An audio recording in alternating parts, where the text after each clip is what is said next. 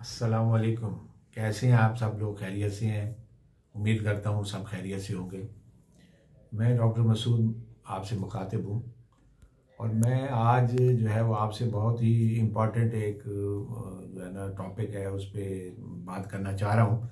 अभी रिसेंटली आप लोगों को इल्म में होगा कि जो है ना एमडी कैट जो है वो टेस्ट है एक, जो कि बच्चों को मेडिकल कॉलेजों में एंटर होने से पहले जो है वो एक देना पड़ता है। ये भी एक अजीब सी कहानी है कि पहले जो है ना बोर्ड का इम्तिहान दें और उसके बाद जो है आप एक स्पेशल इम्तिहान है जिसको एमडी कैट का नाम दिया गया है, तो उसमें जो है ना आपने अपीयर होना है और फिर उसके बाद मेरिट बनना है। तो खैर वो तो एक थी। मेन बात ये है कि जो अब एमडी कैट का रिज़ल्ट आया ना उसके बाद मुझे बहुत से बच्चों के और उनके जो पेरेंट्स हैं उनके बड़े मैसेजेस और उनके बड़े फ़ोन आ रहे हैं कि डॉक्टर साहब अब हमें बताएं हमें क्या करना है, क्योंकि मेरिट तो बहुत हाई है। लास्ट टाइम भी मेरा ख्याल है इट वाज 93 या 94% के करीब बंद हुआ था।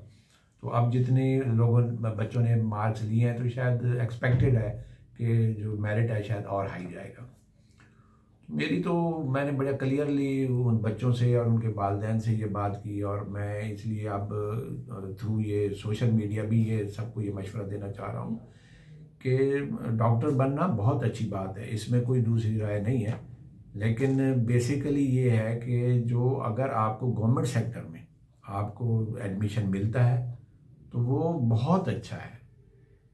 खुदारा ये जो प्राइवेट मेडिकल कॉलेज का हिसाब किताब है ना, इस पे अपने वालदैन को ना मजबूर करें, क्योंकि अब ख़र्चा जो है वो बहुत बढ़ चुका है। तकरीबन 1.5 से 2 करोड़ रुपए तक की इन्वेस्टमेंट है।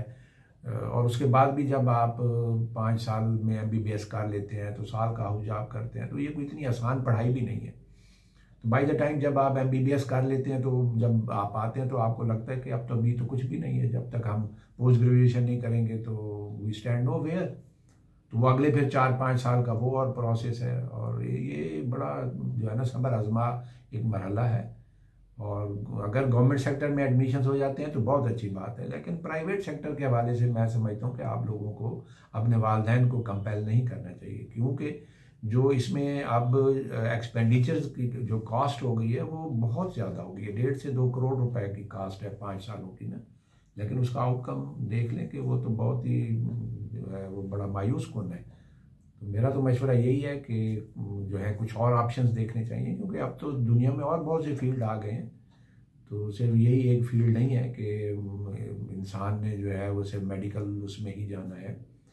तो मेरा ख्याल है कि हमें अब इस थोड़ा सा सोच से और इस उससे बाहर आना चाहिए, तो मज़ीद चीज़ों को भी एक्सप्लोर करना चाहिए। उम्मीद है मैं अपना पॉइंट ऑफ व्यू जो है वो वाज़े कर सका हूँगा। अल्लाह ताला सब का हामी और नासिर हो। अस्सलाम वालेकुम।